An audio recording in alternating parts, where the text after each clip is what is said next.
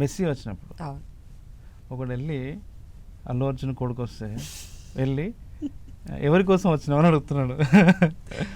పాపం ఆ చిన్నపిల్లని పట్టుకొని పొరపాటున అతను నేను మెస్సీ కోసం వచ్చిన అంటే కనుక అల్లు రేవంత్ రెడ్డి కోసం రాలేదు అని హెడ్డింగ్ పెడతారు. ఆ బాబు కూడా చాలా డిప్లొమాటిక్ గానే చెప్పాడు, తెలివైనోడు కాబట్టి చెప్పాడు.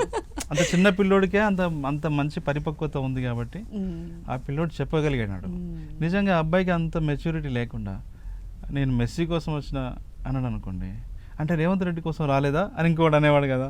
రాలేదు అనగానే తమ్మునేలు పెట్టేవాడు కదా.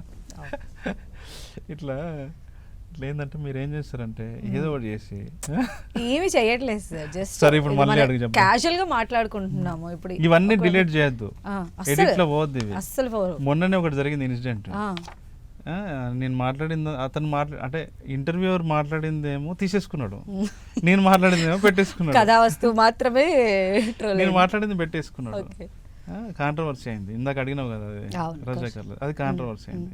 ఇంకోటి ఏం చేశాడు కాదు, ఇంకొకటి ఏం చేశాడు, ఈ 2 నిమిషాల 30 సెకండ్లు మాత్రము మళ్ళీ కట్ చేసి మళ్ళీ ట్విట్టర్లో పెట్టి మళ్ళీ దాన్ని యాంప్లిఫై చేశారు. అలా ఉండదు సార్, ఇక్కడ నా క్వశ్చన్ ఉంటుంది, మీ ఆన్సర్ కూడా కంప్లీట్ గా ఉంటుంది. మీరు ఎడిట్ చేసుకునే స్వేచ్ఛ మీకు ఉంటుంది. I'm just kidding. ఓకే సరే, అయితే ఇప్పుడు రానా గారు కానీ, సాయి పల్లవి గారు కానీ, శ్రీ విష్ణు గారు కానీ ఇంకా మీకు టచ్ లో ఉన్నారా? ఈ మధ్య కాలంలో ఏమైనా స్టోరీస్ వినిపించారా? టచ్ లో ఉంటాము శ్రీ విష్ణు గారితో. ఆయన ఈ మధ్య ఫుల్ ఫామ్ లో ఉన్నారు, సామాజిక వర్గంన సూపర్ బ్రేక్. ఈ టైంలో ఆయనకి ఏమైనా స్టోరీస్ చెప్పారా మరి?